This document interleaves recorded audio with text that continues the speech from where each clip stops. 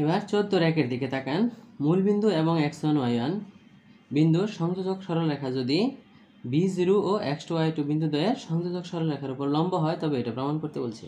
তার মানে প্রথম দুইটা কেমন, আমি একবারে কাজটা করে ফেলাই। দেখেন এটা এমসিকিউর অঙ্ক। প্রথম দুইটা দিয়ে যদি আমরা ঢাল বের করি 0 0 এবং x1 y1, তাহলে উপরে কী হবে বলেন, y1 - 0 বাই x1 - 0। এটা হলো প্রথম দুইটা বিন্দুর ঢাল। আর b0 x2 y2 এই দুইটার ঢাল কী হবে বলেন, y2 - 0 x2 - b। এই ঢাল দুইটার গুণফল কী হবে, -1। কথা কি স্পষ্ট না? আপনি আস্তে ধীরে ছবি আঁকান। এ বির ঢাল এটা লেখেন m1, সিডির ঢাল এটা লেখেন m2, পরে m1 × m2, এইভাবে আস্তে আস্তে হিসাব করে করে শেষে দেখবেন এই প্রমাণটা চলে আসছে। কেমন? তাহলে জাস্ট লিখে দিলেই হবে। 14 2 নম্বর দেখেন একই স্টাইল। পিসি রেখাটি এ বি রেখার উপর লম্ব হইলে দেখাও যায়। তাহলে প্রথমে পিসির ঢাল কেমন, তাহলে আপনি আস্তে ধীরে করবেন। পিসির ঢাল m1, এ বির ঢাল m2, পরে m1 × m2 = -1 দেওয়া। কিন্তু আমি একবারে হিসাবটা খালি লিখে দিই। হ্যাঁ, তাহলে পিসির ঢালটা হবে কি দেখেন, y - 2 বাই x - 1 কেমন। আর এ বির ঢালটা হবে তাহলে 3 + 5 ওই যে y1 - y2 বাই -7 - 1। এখন যার মাথায় সূত্রগুলো নাই, তাই না, তার কিন্তু অসুবিধা। এইটুকু -1 হলে শেষে এই প্রমাণটা আমরা পাই ফেলব।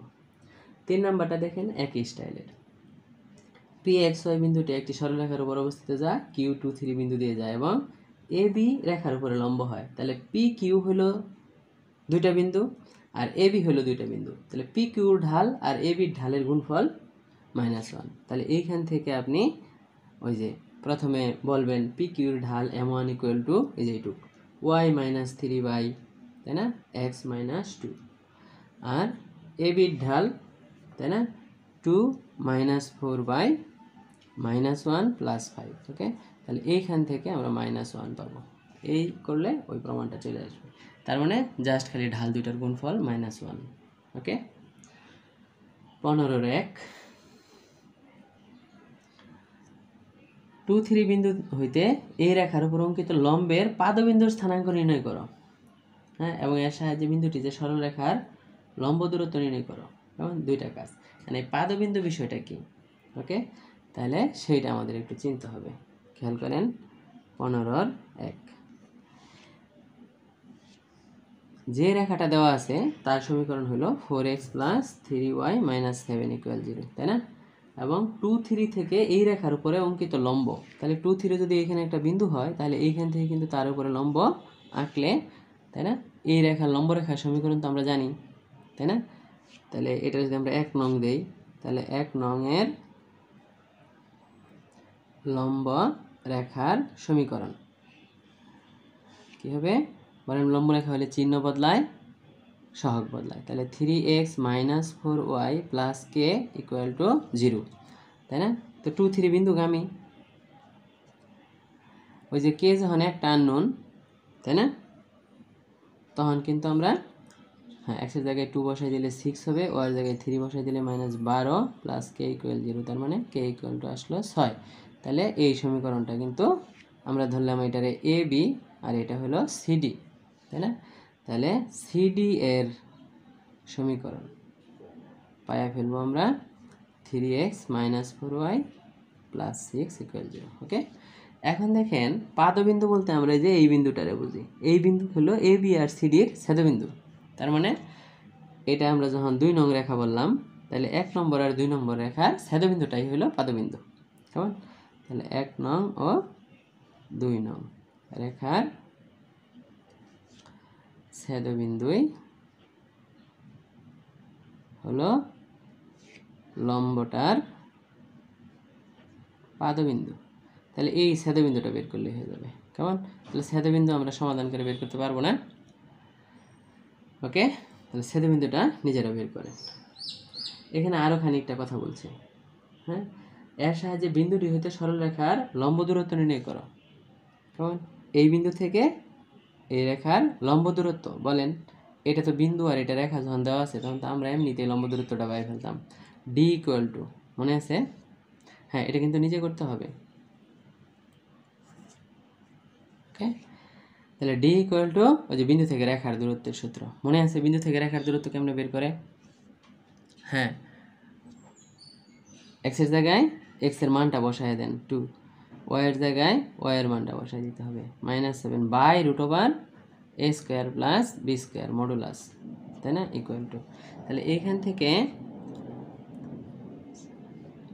7/5, এটা হলো আমাদের উত্তর।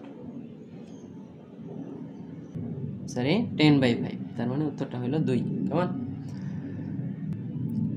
হ্যাঁ, 15-2 হুবহু একই অঙ্ক। এই বিন্দু থেকে এই রেখার উপর অঙ্কিত লম্বের পাদবিন্দু, তাহলে আগে লম্ব রেখাটা আঁকান লাগবো, তারপরে এই দুটো সমাধান করলে আমরা ছেদবিন্দুটা পাবো, এটাই হবে পাদবিন্দু। হ্যাঁ, তো 15-3 একটা অঙ্ক আছে, এটা বলে প্রতিবিম্বের অঙ্ক।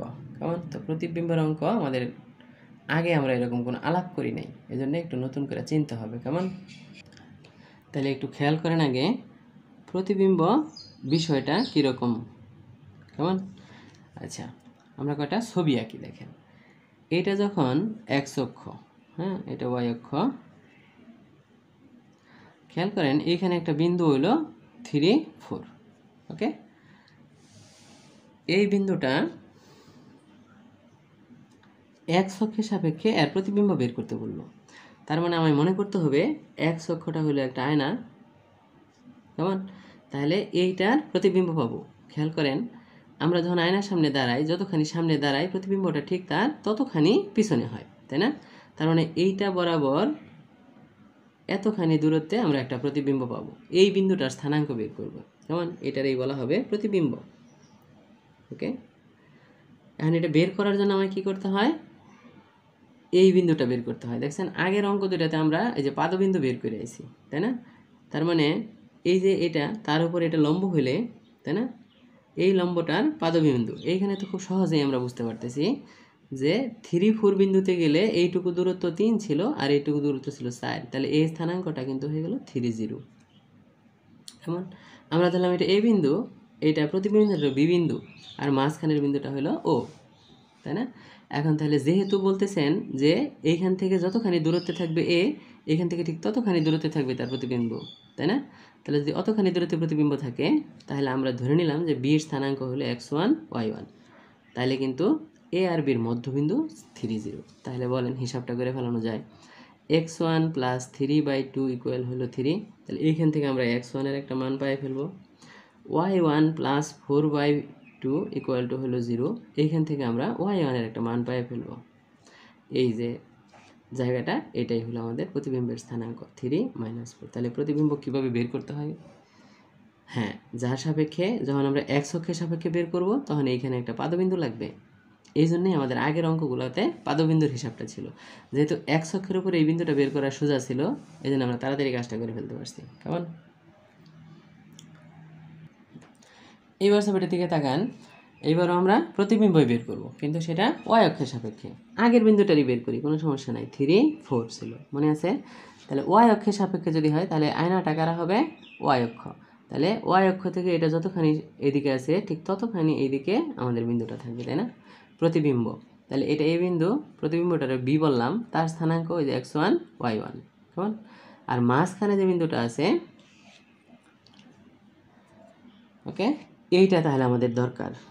খেয়াল করেন, তাহলে এইখানে যাইতে আমরা কিন্তু এইদিকে 3 গেছিলাম, উপরের দিকে 4। তাহলে এইখান থেকে এইটুকু কিন্তু 4। এই দূরত্ব যখন 4, তখন এই স্থানাঙ্কটা হলো 0,4। ওকে, তাহলে এখন বলেন x1 + 3/2 ইকুয়াল হলো 0। সেইখান থেকে আমরা x1 পাই ফেলবো -3। y1 + 4/2 equal to 4। এইখান থেকে আমরা y1 পাবো -4। ওকে, তাহলে বলেন প্রতিবিম্ব বি স্থানাঙ্কটা হবে তাহলে -3, -4। আমি দুঃখিত, এটা -4 না 4। ওকে, তাহলে -3, 4। ওকে, তাহলে এক্স অক্ষের সাপেক্ষে প্রতিবিম্ব বের করা সহজ, ওয়াই অক্ষের সাপেক্ষে প্রতিবিম্ব বের করা সহজ। কেমন? তাহলে এটার হেডলাইন হলো ওয়াই অক্ষের সাপেক্ষে প্রতিবিম্ব।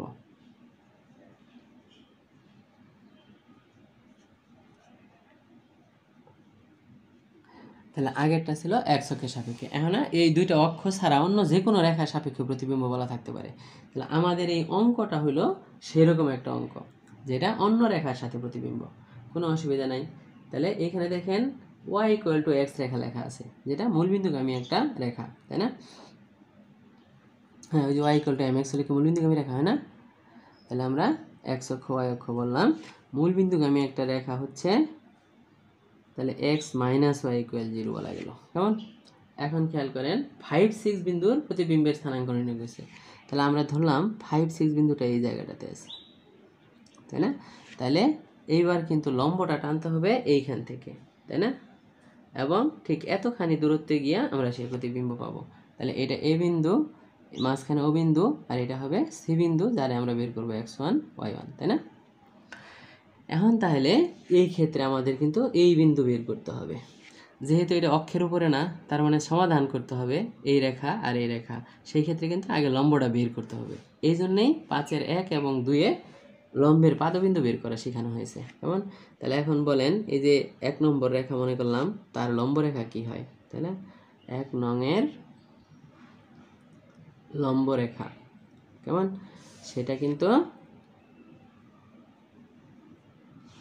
হ্যাঁ x plus Y plus K equal 0, তাই না? কোন বিন্দু দিয়ে যাবে?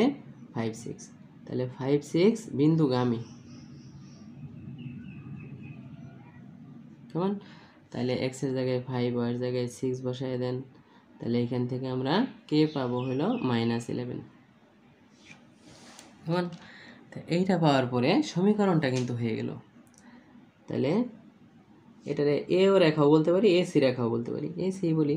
তাহলে এ সি এর সমীকরণ, তাই না? তাহলে x প্লাস ওয়াই -11 ইকুয়াল 0, এটা হলো 2 নম্বর। তাহলে 1 আর 2 এর ছেদবিন্দু বের করা লাগবে। কেমন? 1 ও 2 এর ছেদবিন্দু, কেমন? তাহলে সেই ছেদবিন্দু বের করতে গেলে আমরা একসাথে লিখব এটা আর এটা, তাই না? সেই ক্ষেত্রে একটু খেয়াল করেন, x মাইনাস ওয়াই ইকুয়াল 0, আগে আমরা এই সমাধানটা কইরা আসি নাই, এখন একটা কইরা দেখাই, কেমন? তাহলে এইখান থেকে কিন্তু আপনি দুইটা যোগ করে দিলে 2x মাইনাস 11 ইকুয়াল টু পাবেন 0। তাহলে x এর মান চলে আসবে 5/2, না সরি 11/2, তাই না? তাহলে x এর জায়গায় এখানে যদি বসাই দেন 1 নম্বরে, তাহলে 1 নং হতে y ইকুয়াল টু কিন্তু x, তার মানে সেটাও 11/2। তার মানে ছেদবিন্দু ও নির্ণেয় ও বিন্দুটি, তাই না? 11/2, 11/2, ওকে। তাহলে এখন আমাদের সি বিন্দু বের করতে গেলে এটা তো 11/2, এটা 11/2, এটা মধ্যবিন্দু। এখন আমরা বাকি সূত্র ফেলাবো, কেমন? সেটা হলো দেখেন x1 প্লাস 5/2 ইকুয়াল 11/2, সেখান থেকে x1 এর মানটা আসবে 6, y1 প্লাস 6/2 ইকুয়াল 11/2, তাহলে y1 এর মানটা আসবে 5। তার মানে প্রতিবিম্ব, তাই না? 6, 5 সি বিন্দুটা, ওকে। তাহলে এইভাবে কাজ করতে হয়। তাহলে প্রতিবিম্ব x অক্ষের সাপেক্ষে হলে আমাদের এত যন্ত্রণা নাই, y অক্ষের সাপেক্ষে হলেও এতটা যন্ত্রণা নাই।